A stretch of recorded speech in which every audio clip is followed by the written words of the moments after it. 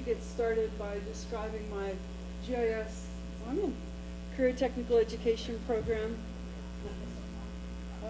Microphone. Sorry. Is this better? Hello. It's on? Okay. Yep. So my email is there if anyone needs to contact me. And this program, GIS, Career Technical Education program that I've developed, has got me 2 presidential awards. The President's Innovative Award for Environmental Excellence from President Obama, and most recently the PABSMAN Presidential Award in Science, Engineering, Math, Engineering, Excellence Mentorship, something like that, PIA. So in this session, I'm going to go over my CTE GIS pathway at Clark Magnet High School. I'm going to talk about student competitions that are out there and available for all. And then we're going to turn it over to Mark Epstein, the Director of California Environmental Technology Education Network, and David Haynes, the Channel Islands High School instructor for GIS over there. And then we're going to end the session with student lightning talks. We've got a presentation on rock climbing, marine mammal satellite tracking, fire hazard, marine debris, and one about the Conception dive boat tragedy. So my pathway consists of 3 courses. I've developed the Geology of Disasters, which is my introductory course, the Honors GIS and Remote Sensing, which is a concentrator course, and Honors Environmental GIS, which is the capstone course. All these courses are UC A through G approved and CTE integrated. There are 15 CTE industry sectors. Mine falls under the engineering and agriculture, engineering and architecture section, because that's my background. But GIS can be taught in any one of these 15 sectors, so it's not limited to just what I do. So my first course, Geology of Disasters, we use the Natural Hazards text by Keller and Del Vecchio. It's a college-level book, and we go over at least 13 chapters of the book on the different natural hazards. To make the text more accessible to students, I have my students work in teams to create presentations, so they basically teach the class presenting the subject area, becoming experts in a subject area. I also use open source online materials that the students read over, and then they take online quizzes that I've developed in Google Quizzes, and it can be open note. It's just to get them to read the material. I rely heavily on the Learn ArcGIS lesson gallery for public safety. There are a number of lessons that just fit so perfectly with the curriculum. I kind of run the class in the lens of the career choice as an emergency manager.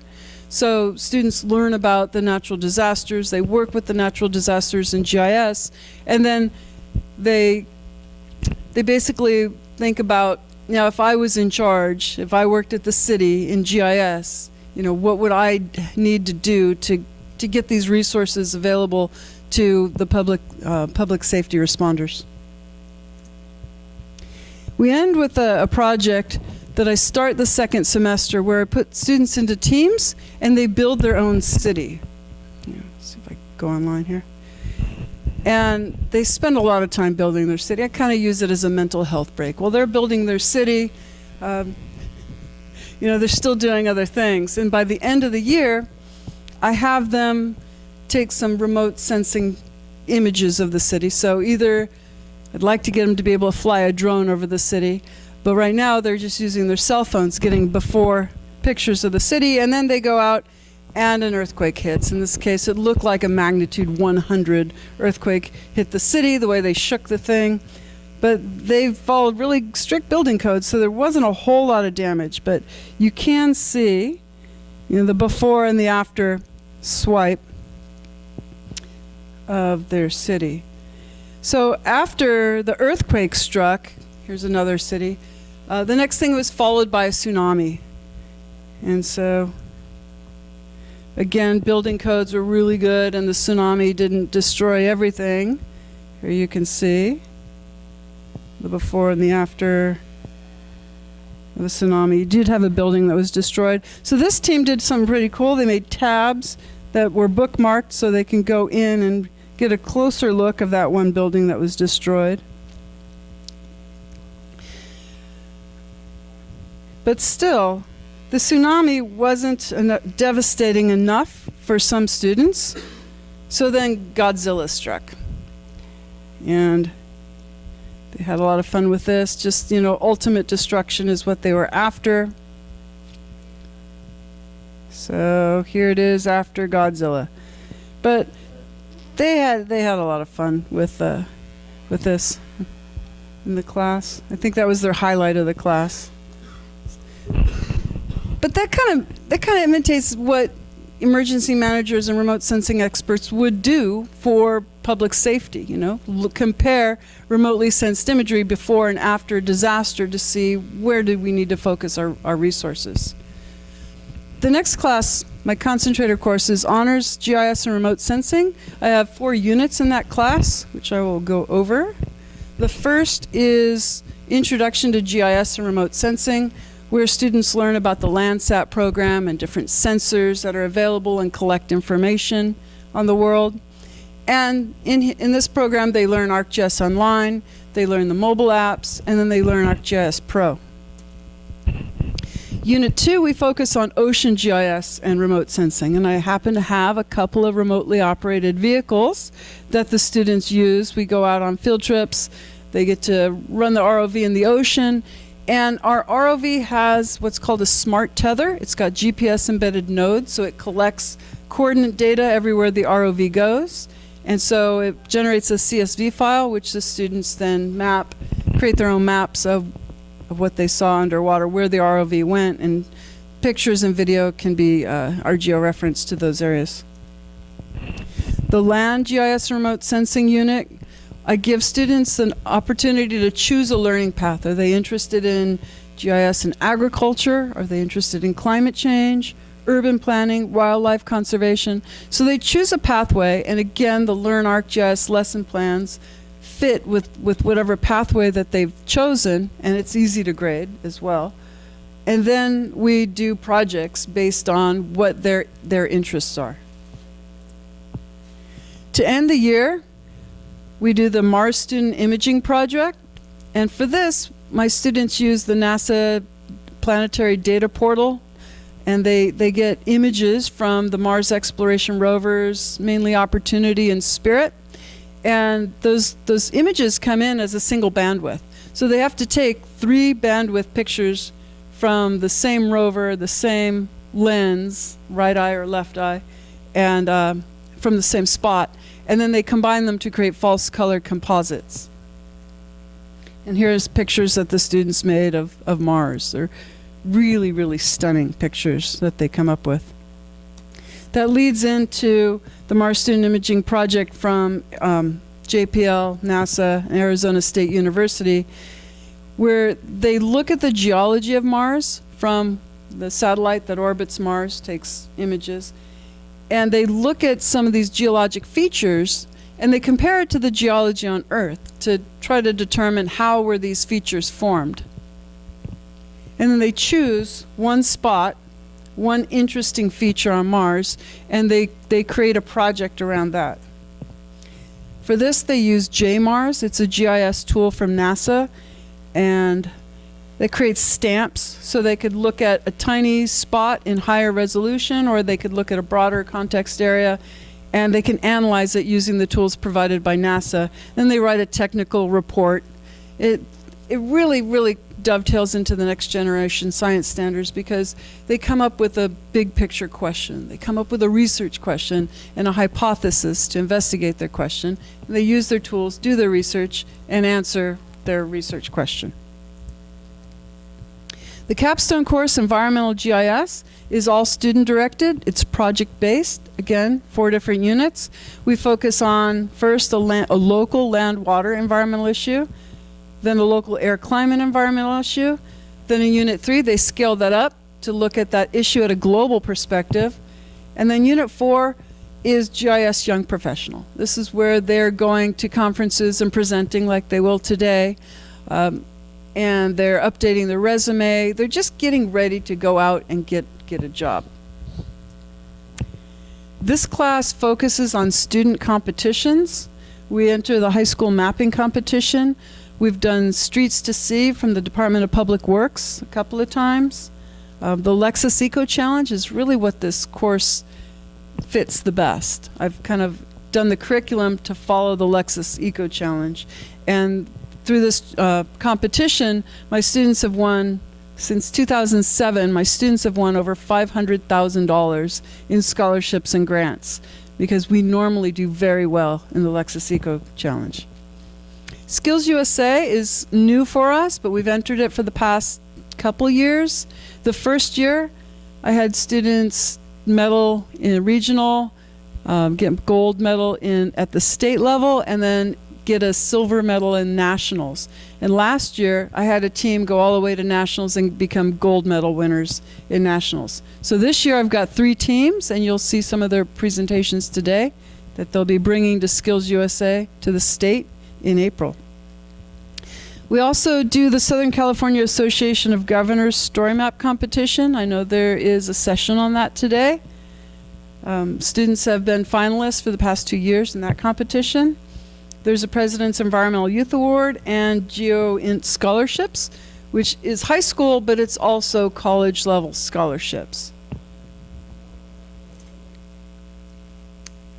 So Skills USA is a career technical student organization. And when you have a CTE class, there are 11 elements to make an outstanding CTE program. One of those elements is belonging to one of these CTOs. And there's 9 different CTOs. Skills USA fits our program the best. They have Career Foundations, which teaches the soft skills, something like, interviewing, the importance of being to work on time, the importance of being polite, the importance, things that you think are common sense until you go out to a retail establishment and, you deal with the millennials, and then you realize, yeah, they do need those sort of trainings. So the Skills teaches that, and they also have competitions in technical and leadership skills. And this is the big event at the end of the year. So getting a CTE credential as a high school teacher is super important. It opens your program up to Perkins funding, which, hey, it's great. You get the money that can get you the equipment and fund field trips and whatever you need to do in your class. But the hard part is it's not so easy for a teacher to get that credential. It takes 3 years of work experience directly related to each industry sector. It's basically 1,000 hours of work experience a year for 3 years. But the experience may be full-time, part-time, paid, or unpaid. So I got my credential because I also volunteer as a public safety diver with Ventura County Sheriff, and I've done that since '92, so I have plenty of hours. But I realize not everyone has, volunteer experience like that, or not everyone has industry experience. But what we all have as teachers is we have Esri as a partner, which has been a wonderful partner, and they provide all these lesson plans and support.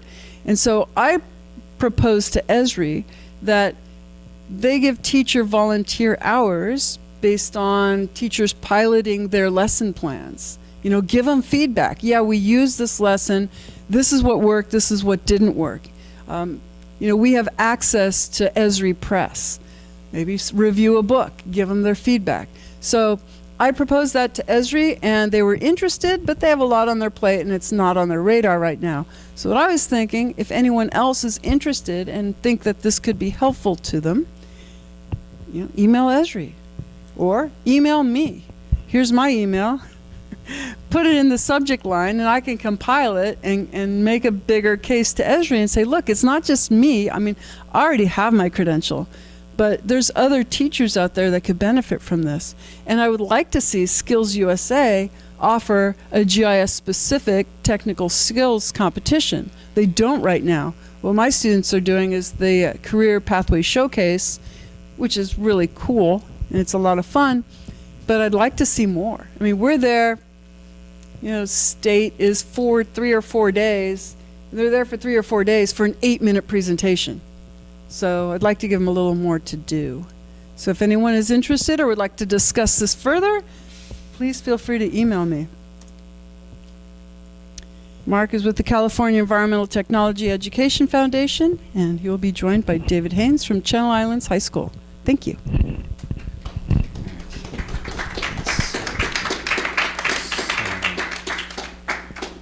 So one of the things that we have developed is what we call a web mapping mini course. And so basically, as far as on this course, is that it's really designed to have the students learn how to use web mapping interfaces, particularly ArcGIS Online.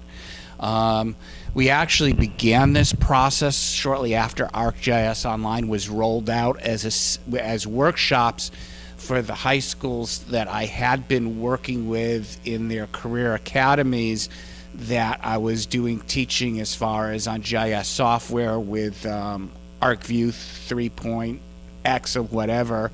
And as this came out, we began to evolve, and so we're looking at it with those academies, and we've expanded out with the idea is to provide the students with the opportunity to use web mapping interfaces as a research tool.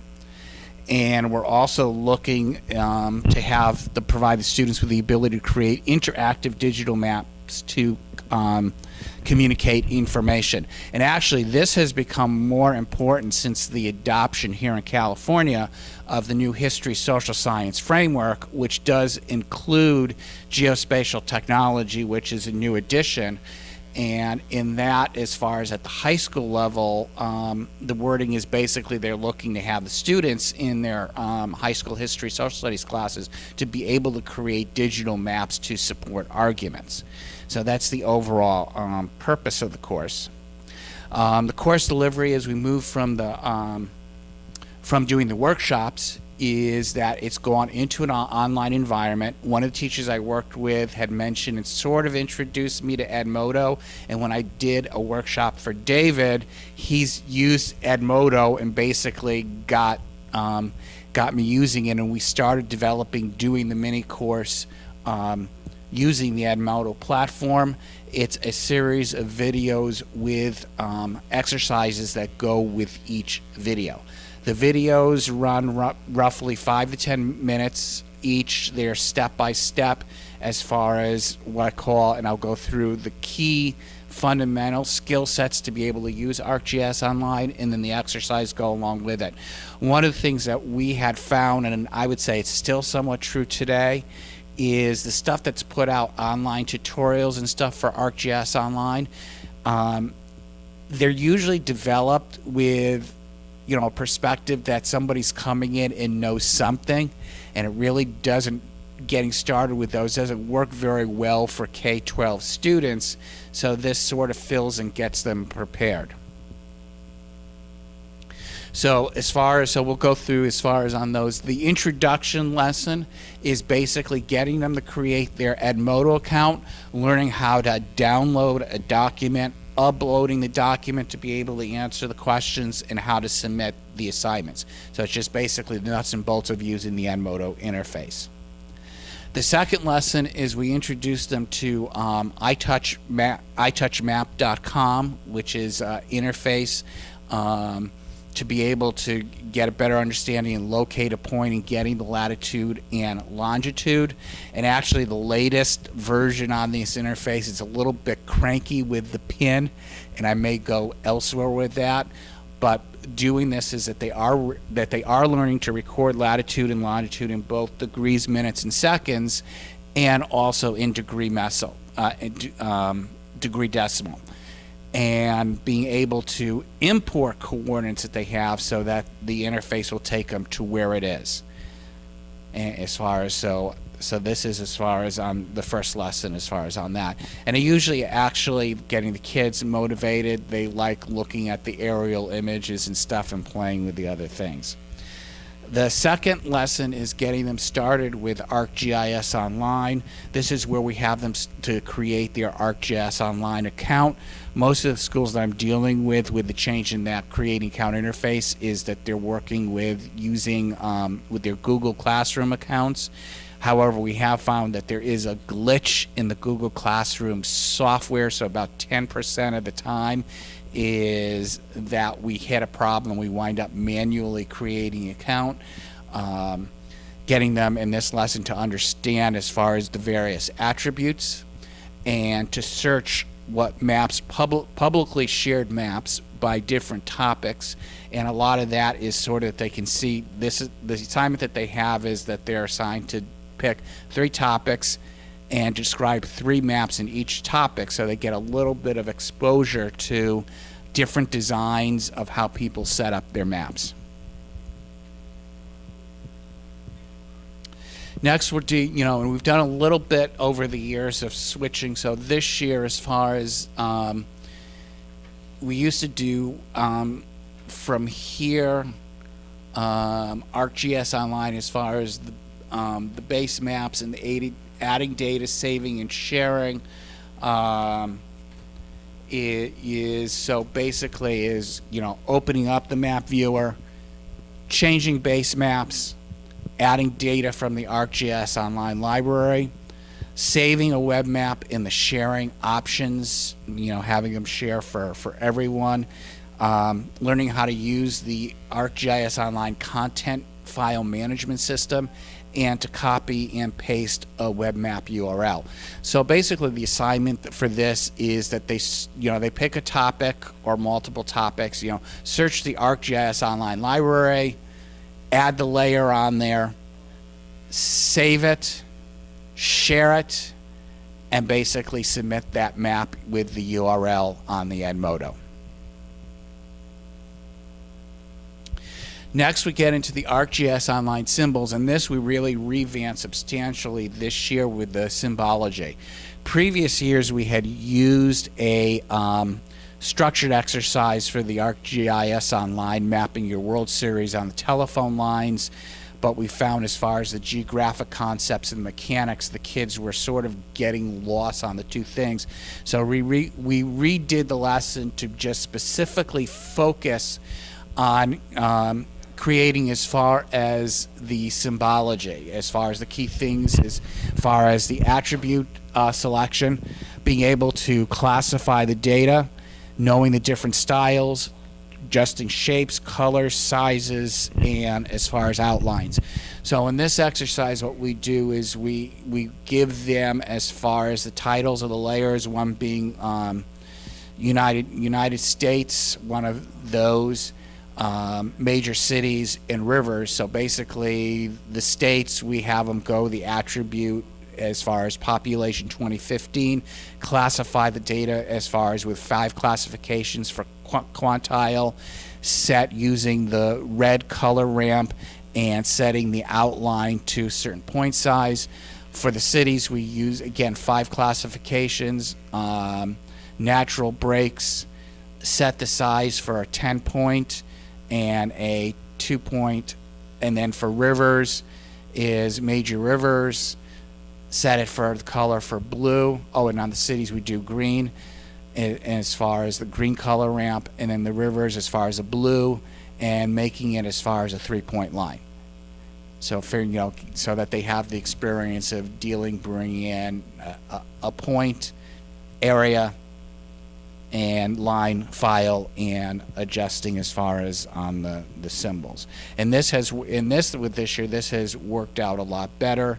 In the old lesson, this is where we sort of had a lot of students in frustration, and they sort of mentally started dropping out of the process. We're seeing with the kids at Rudder Middle School, where I'm mainly based out of as far as this year, is with the final exercises, we're beginning to see some of the best products we have as far as the years have gone by.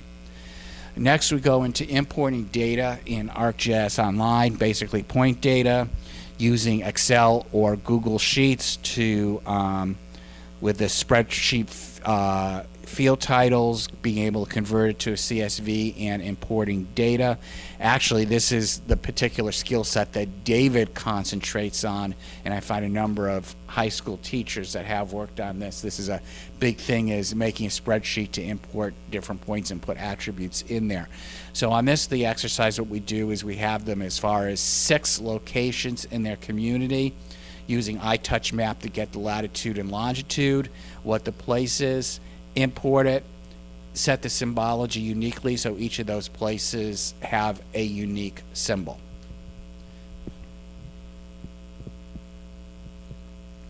And then we go on as far as on-screen digitizing, or the map notes, as far as so that they learn how to use to draw point, areas, lines, include text, include image links, and also to be able to change symbols in that menu. And here the exercise that we have them do is, I've got a map from Clear Lake State Park of the campgrounds that was the base data when we were doing some stuff with Clear Lake High School. So we got the point data of going around the perimeter of the campgrounds.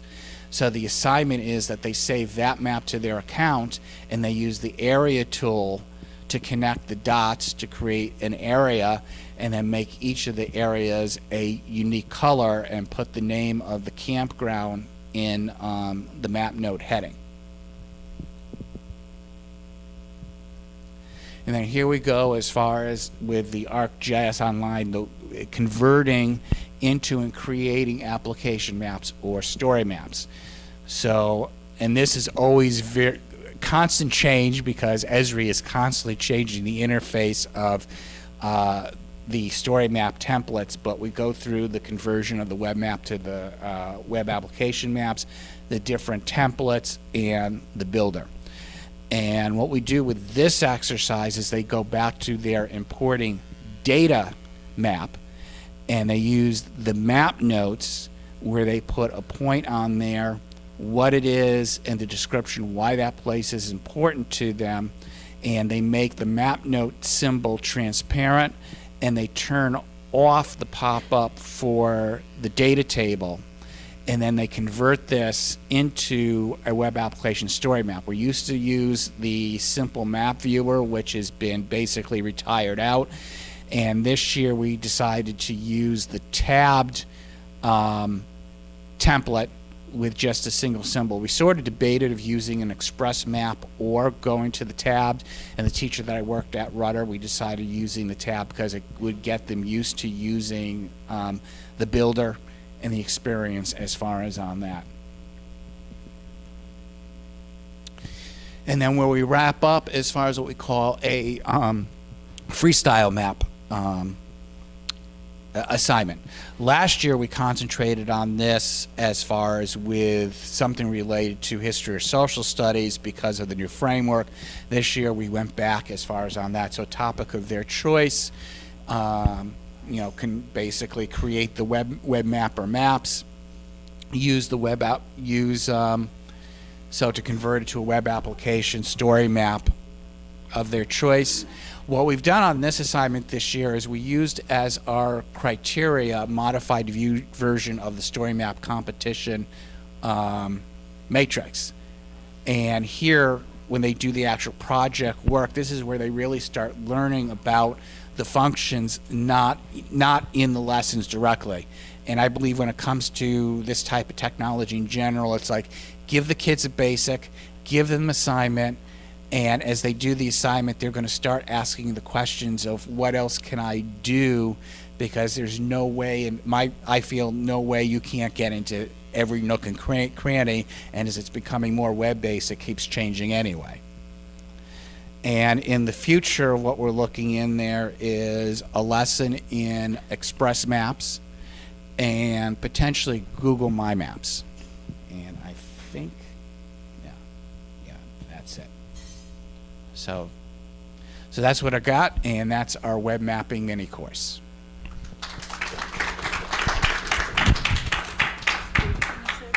Pardon? Is David? Do you want to say any words? Yeah. Okay, here's David. Hi, my name's David Haynes, And thank you for coming out today. I just want to talk about the why. Why do this? And when I first started doing it, all I wanted to do was to do a GPS scavenger hunt, like geocaching with my students. And once I got into it with Mark, I realized there was so much more out there. And in the high schools now, and probably in middle schools as well, there is basically 4 areas of technology that students can get into. And one of them, if they're really into computers, would be coding. They could get into creating programs on the computer. Another one would be CAD. And CAD would be designing things. It would be great for an auto shop or machine shop type of class. And then there's just the multimedia. There's, researching using Google, but we just use that, or typing. We've been doing this for 25, 30 years. But the coding, the CAD, that is a little bit newer. But really for a specialized group of students. The thing that I love about teaching GIS is that it can be for every class across the curriculum. I taught in academy, and we used GIS in history, in English, and we used it, of course, in science. GIS is used a lot in science. And so the big why is, one, that this is a technology that the kids can learn and can be used in classes across the curriculum, plus they can get a career in it. I mean, this whole conference is about careers and in this technology. And bringing students here, I want them to see that this is a possibility for any of them as they learn these technologies. Northridge is here, Cal State Northridge, with a booth. They have an entire program in their geology department on GIS. So this is a big part of the future. And one of the people leading the way, a professor, I think, in University of Pennsylvania, he was in a video I saw one time, and his comment that really stuck with me was that GIS and Google Maps and finding directions on your phone. I mean, how many of you used your phone to find the hotel here today? It has made the science of place and geography ordinary. And why not include it for every kid in our classes? So that's the reason why I do it. And thank you. Thank you, David. So true. Okay, now we're going to start with the student presentations. So first I'd like to bring up Bryn Owen, who's continuing his family tradition as a world-class rock climber.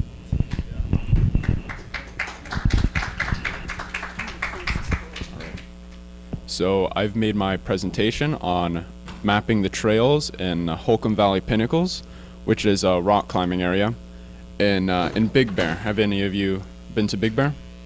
No? Oh, all right. There's some good climbing up there, but the trails can be a little bit misleading. So I went up there with the group of people from the Southern California Mountaineering Association to help map trails using the phone app Gaia GPS to map all these trails and parking spaces and landmarks and the climbing areas. So it isn't a huge climbing area, but it's rather sizable. As my dad calls it, it's a modest mecca. All right. So the beating heart of Holcomb Valley Pinnacles is the Central Pinnacles, or as the locals refer to it, the amphitheater. And it's steep, sporty climbing, very safe, where someone can push their skills, and it's all very high quality granite, nothing crumbly, and it's just nice bulletproof climbing. You're going to find most of the crowds here, and it's probably one of the most accessible areas in the Pinnacles. The most accessible area is probably the Southern Pinnacles. They're right next to parking lot, the southern parking lot, which is most popular at the crag. And there is a bit more traditional climbing. It's not as sporty, and the rock isn't as high of quality. But if you're looking for a quick taste of what Holcomb Valley is like in terms of climbing, this is a good place to go. The northern pinnacles, which are probably my favorite, either the northern or western. There's a lot of traditional climbing over here, and as I put up there, you will have quite a down-to-earth experience, not in the literal sense, hopefully. It's pretty exciting being up there. It involves a lot of jamming your hands and body into cracks, which may be unpleasant for some, but a treat for a masochistic few. And the eastern pinnacles are, not many people really climb here. They're a bit out of the way, but if you're looking to get away from crowds and noise, this is a great place to go. It's quick, the routes aren't that tall, and this is usually where the pros go to sort of practice, because they've got some hard routes here, hard and short. The western pinnacles offer erect climbing, which is climbing a sort of sharp, narrow face. It feels quite exposed, and it's pretty fun on large rocks. You don't usually get very large features, but on here you can get up to 80 feet, which is pretty rare for the area. The best depends on what you're looking for. As most answers in life, it depends. There's no certain all the time go here. If you're looking for a quick, easy, intense climbing experience, you should go to the central pinnacles, talk to the people. It's a social experience. People bring their dogs and kids, and they bring cookies and stuff. A lot of the clubs go there. The climbing clubs, they go there a lot. And it's quite a fun experience. But if you wanna make your day or your week or month, you should go to the western pinnacles, where there is very intense traditional climbing, where you're no longer clipping into bolts, but using rock, jamming pieces of metal into the rock yourself as a form of protection. And if you look at the pictures, this is basically climbing at the western pinnacles in a nutshell. It's from a third-person perspective, it looks quite unpleasant, but once you're up there and you're done, you feel like you've really accomplished something, rather than the central pinnacles, where you're having fun the whole way up, and it's a nice, wholesome experience. This you better hope you have thick skin for the western pinnacles. And that's about it. Any questions? No? All right. Okay, now I'd like to welcome Isaiah and David. Talk about their story map of marine mammal tracking.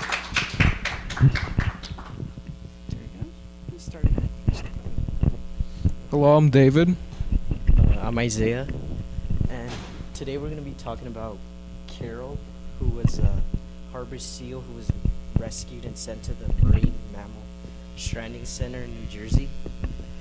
As you can see, like on the right, throughout the different months, most harbor seals spent different times in different areas. Like in March, you can see they're closer to Philadelphia. In April, they're scattered all over the East Coast. May, they're higher up in Maine, and June a little higher, and sometimes in Canada. On the left, that's a picture of Carol. She's cute, so you can see. During March, Carol spent most of the month near Philadelphia and on the coast. You can see that they're lower down during the earlier times of the year.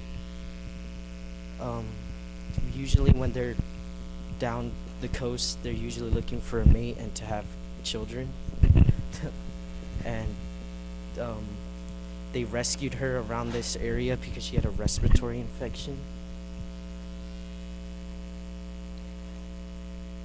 And then in April, she spent all over. She wanted to go traveling. She was released around April, so that's why she just went wherever she wanted. And she sometimes, like, you can see that most harbor seals stay down the coast or go up to Canada sometimes. Now we're gonna be talking about her migration during May and June. So harbor seals like spend their summer around the coast, around the upper east coast, like so in some places such as like Maine and New York and Massachusetts. They come up north to, and why they come up here, their main purpose is to breed with other seals. And to breed, they actually blow bubbles, which is quite interesting, and mount on the back of the neck of one another. So the real question is, why did she migrate? Well, one obvious answer is we just use too much plastic in the ocean, which makes seals like migrate up north towards Canada. Another reason why she would migrate is in late April, as had a very drastic movement up north. There was a giant oil spill in the Gulf of Mexico, and while that was being cleaned up in the span of 2 or 3 months, that oil spill had spread to like many miles, so it would reach somewhere around Virginia.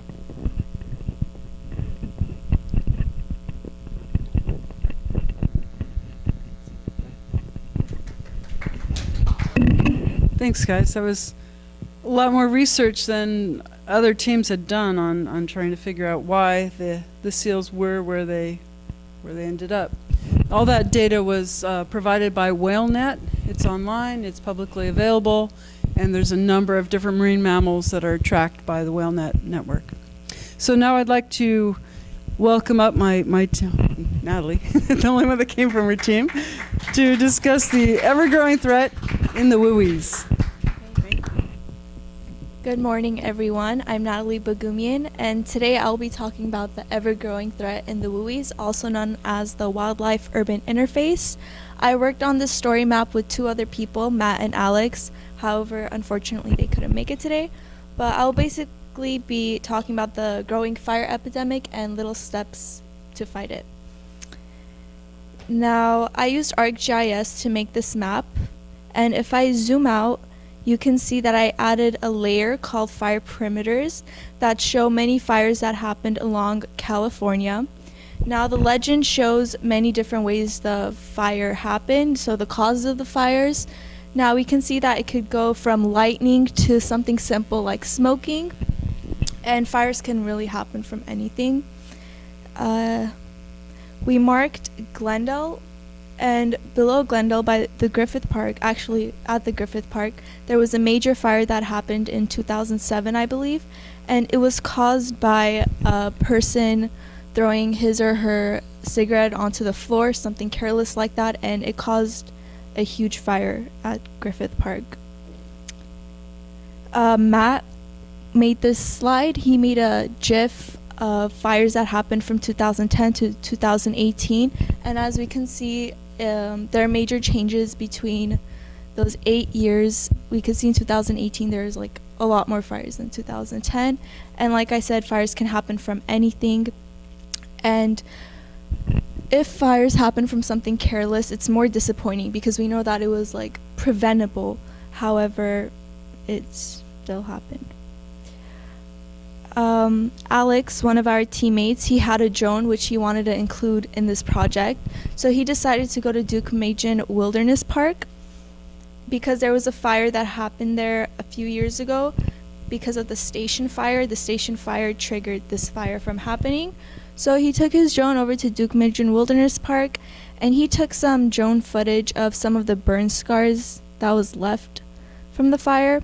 Now, although this park has been restored by a lot more plants, it's still, it can still catch on fire. Now, LA County does have regulations for houses in the WUI by the wildlife. So for example, if you have a tree next to your chimney, it needs to be at least 10 feet away from it. So if, let's say, the tree were to catch on fire, the house wouldn't catch on fire that easily. And just a regular tree next to your house, it should be at least 5 feet. Now, there are a lot of regulations like this. However, there are some houses till this day who don't meet these regulations, which I think is not that great, obviously, because the house is in a higher chance of catching on fire. Matt also made this map with ArcGIS. He added a fire severity zone layer, and as we can see in the legend, the bright red colors are the areas which are very high fire potential zones. If we zoom in to those areas, we can see many trees surrounding the houses, and this is not a very pleasant sight, because if the trees were to catch on fire, then all these homes will be in danger of catching on fire. And that's why brush clearance would probably be a best choice in that scenario. Over here, he left the fire severity layer on and added some buffers to show some places, again, with a lot of dried trees and just a big group of trees surrounding the houses. This was from the Woolsey fire that happened in Woodland Hills in 2018. Over here we could see a bunch of particulates. The bright red places or spots are where all the particulates were, and over here is where the Woolsey fire happened. Now if I go over here, we can see a little animation of the Santa Ana winds coming towards that area. And Santa Ana winds are usually what cause droughts. One of the main reasons why drought occurs because they suck up all the moisture from the plants. And because of these particulates, they could be pretty fatal because it could cause respiratory problems to people around those bright red areas. So, yeah. And here are some minor solutions we could do to fight the epidemic or to decrease the chances of your house catching on fire. So most house fires are caused by embers from different fires traveling to the vents or your eave vents from your roofs or little cracks and crevices and falling into your attic. And most fires in houses are caused by the ember falling into the attic, and the fire starts from the attic. So we could prevent that from getting ember resistant vents, which are available, and it just won't let the embers travel into your attic. We can also change the landscape of our houses with fire resistant plants. These plants don't catch on fire that easily as your average flowers or plants. So you could substitute your, let's say, sunflowers to the California lilac and the Columbia lily. And that's pretty much it. Special thanks to our partners, Estrie, Earth Null School, and we're working with the LAFD to make this project better. Thank you. Good luck, Natalie, at Skills USA.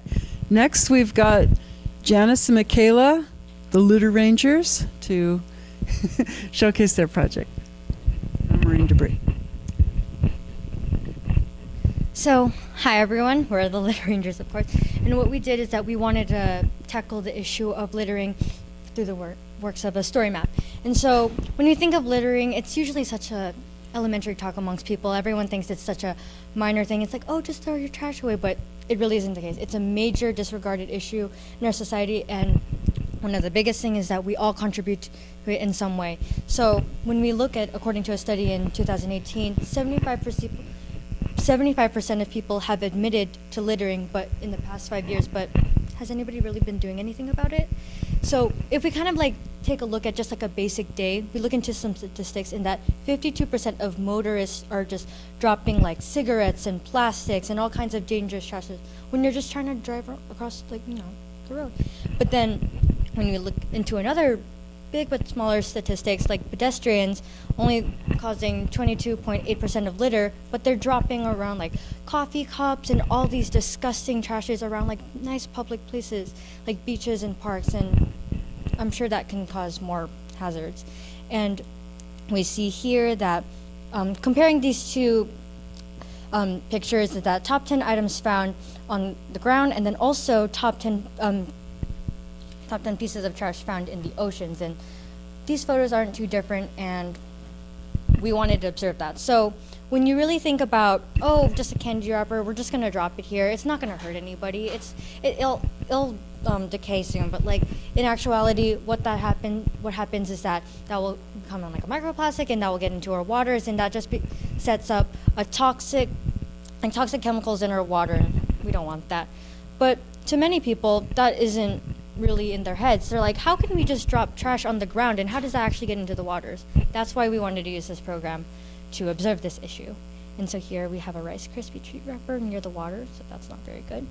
So what we did is that we used the Collector app, we used ArcGIS Online and ArcGIS Pro, and some of the notable partners that we worked with Esri for their program, and we also anticipate to work with Ocean Defenders Alliance for a greater scale. And so as we look into the Collector app, what we did is that we plotted trash points and trash can points. See, so we had to add these unique points that using the symbology tool. We had a cute little one with the man throwing away trash, and what you see here is that what's interesting is that we can take photos of the trash that we saw here. Very, very disgusting. And so what's special about the Collector app is that it allows us to capture field data, and we can just do it from like our phones. So it's like that easy. So what we did during our lunchtime, we went out and took pictures of trash and like plotted points that represent them. And so we made 2 layers, so for obviously the trash and then the trash cans. And why we did this is that we wanted to see the concentration of litter. How far are these trash cans? How much trash is like in our area? And so you see here using the Collector app. And we also created this buffer layer, and a buffer layer that was representing 10 feet. So as we see it clustered here, we noticed that a lot of the trash was clustered in our cafeteria area where we have lunch, and the trash cans weren't even that far away, as you can see. And so we counted that we had 21 trash cans, not only in our lunch area, but also in our hallways, like where, like before people go, or our students go to class, they can just throw their trash right there. And so we observed this is not necessarily an accessibility issue. This is not, it's more so behavioral issues amongst our students. Like they like throw, see, like right here, like it's right there. The trash is like right there, and it doesn't face them that much. Right there. So it's very unfortunate. And we decided to simulate a downstream trace to see where that trash on campus would end up. And from this simulation, we saw that the trash from our campus would end up all the way down the LA River to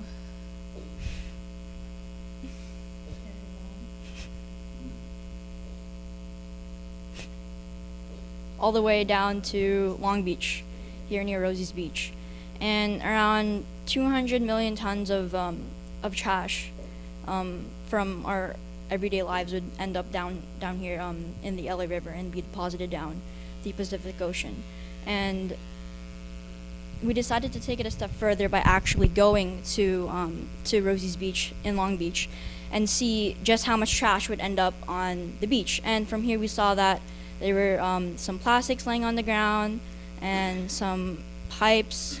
And from here we also decided to take a actual strainer and move it in this like line fashion to see how much trash would also end up on the actual sand, to see what would end up in it. And we saw that there were some shells, seaweed of course, and some baby wipes as well, which was weird. And we also saw some straws.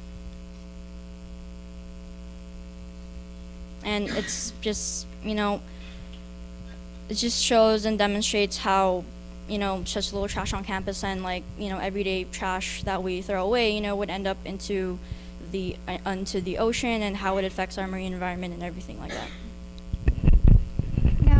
as we approach our trying to help this whole littering issue, what we've began is dealing with ArcGIS Pro and manipulating the full motion video. So what's special about ArcGIS Pro? It's one of the more difficult programs, but it opens a great scale of opportunity for us. And so we're able to compose a video, and we can share the location and add all these different details, and like we can have like data points and have like an ROV show us exactly what's going on. When we were supposed to go out with Ocean Defenders, unfortunately we were unable to because there was like weather concerns, and in the future we look forward to dating a more manageable time for that. But luckily we were kind of able to anticipate what we were dealing with data that was sort of shared with us. So here is like a Google spreadsheet of like the points of where the ROV was, and then here would be like just a little screenshot of what the video we would be creating would look like. So as we kind of take our time on this more, we're going to go through the tutorial and see what we can do about this. And you know, with littering, it doesn't take an environmental science degree to help the earth, nor does it take a story map to help the earth. So just very, very, very basic ways that you can help with this issue is just throw away your trash. Just throw it away. And if you see trash around and you didn't throw it away, just throw it away. Like, who said that you have to come back and throw it away? Just take up responsibility. Donate to trusted organizations, but obviously if money is not really in a good place, you could also help volunteer. It would be really great, and you guys can like, you can invite all your friends and we can clean up and see how cleaning up there's no like age limit to it. Like anyone can help out. And I think it's also important that we start educating not just ourselves but others around us, so we can bring assessment meetings, talk to your family about it. Maybe if you talk to your family about it, you can start making up plans at home about how you're going to manage your trash. And yeah, and especially for all the kids here, we can spread it on social media, actually get people understanding what's happening in our world. And keeping a litter bag in your car, so like, you know, if you brought your Starbucks or anything like that, or any food, like have your little litter bag and just like drop the trash in there, and then when you're ready to throw away. You don't go out the street like those 52% of litter from motorists and just drop them out here. Like, it's as much as it is easy to contribute to the problem just through a few pieces of trash dropped on the floor, it is still very possible to help clean it up. So I hope this was very impactful, and I hope this keeps people thinking about why littering makes our water bitter. So thank you. Okay, my last student team today will be presenting on the tragedy of the dive boat Conception. And I will turn it over to Arpi, Anna, and Shreya.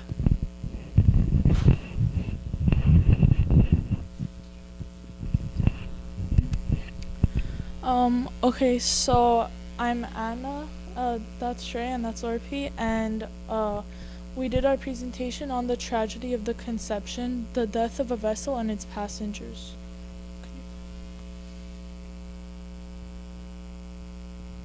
Okay, so some background on Truth Aquatics is that it's a company located in Santa Barbara, California, and it was founded in 1974. So this company set the bar extremely high for other diving boats in Southern California. Their boats, Vision, Truth, and Conception, were the top diving boats in all of Southern California. The Conception boat is the one that went into flames the night during Labor Day weekend and caused the death of dozens of people. Okay, so the event. So around 3 a.m. on September 2nd, 2019, the 75-foot boat went into flames and caused the death of all 33 of their passengers, ages 16 to 62, including one of the crew members on the board that couldn't make it off the boat in time.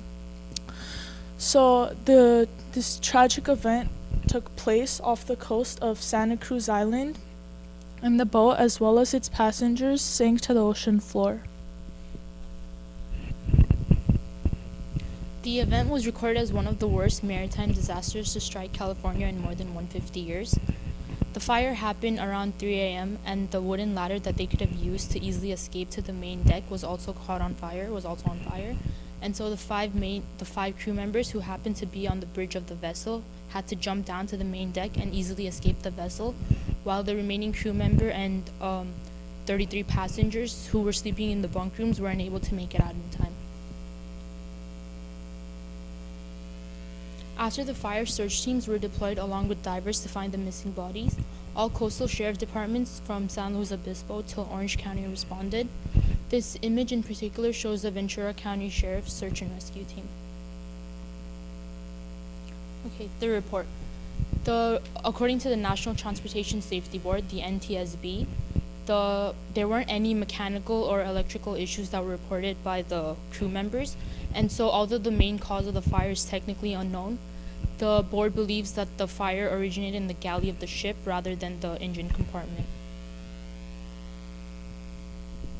So this map illustrates where the majority of the bodies were eventually recovered by the Los Angeles and Santa Barbara County Sheriff's divers. And we added a 15-feet buffer surrounding where the Conception sank, which is represented with the boat icon. And around 15 feet of the boat is where the bodies were mostly found, but this wasn't including the few that floated down shore. And we also made another map, and this map shows both the area covered by the Ventura County Sheriff's divers and the area visually covered by our ROV. And so there are two push pins. The one on top represents where the bow of the Conception was, and the one below is where the stern of the Conception boat was. So the Ventura County divers, they started from the stern of the boat and made their way down along the shore and back up to their starting position. And we used ArcGIS to create the green buffer to illustrate the total area that they covered. And we also added the yellow filter, which we made with ArcGIS Pro, merging 3 separate ROV runs. So we had an idea of like the complete area that was visually covered by the ROV.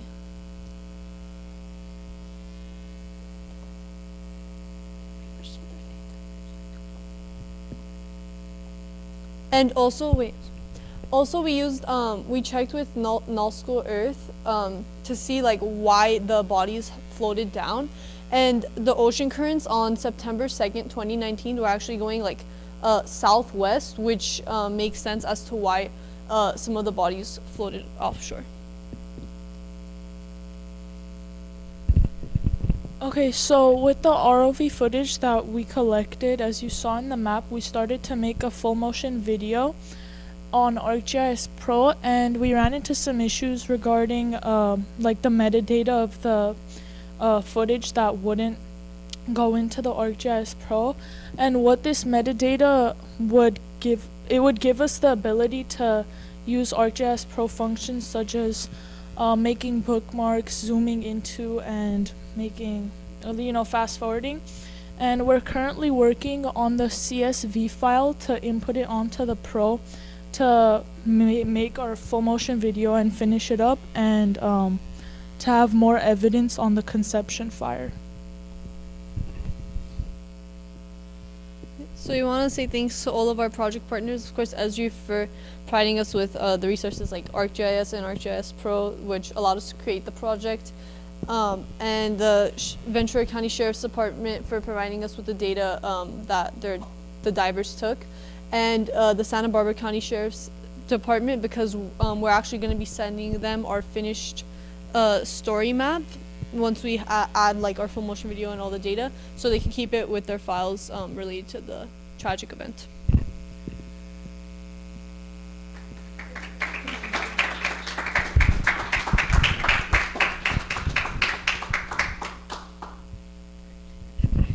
Thank you, and good luck in the Skills USA competition coming up in April.